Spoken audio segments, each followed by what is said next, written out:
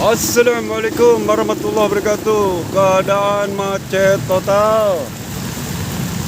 Macet total di depan makam Eyang Dalam. Dikarenakan ada pohon tumbang. Pohon tumbang, macet total ini.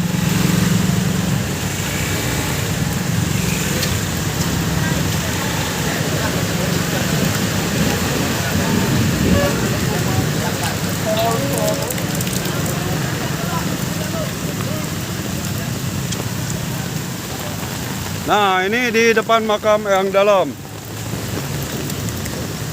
Nah, ini pohon tumbang ini. Banyak motor yang ketiban. Oke. Pohon tumbang. Pohon tumbang macet, kendaraan tidak bisa masuk. Ini pohon yang tumbang. Kendaraan pun sudah antisipasi lagi diselamatkan. Tumbang nih pohon di depan makam Eyang Dalam.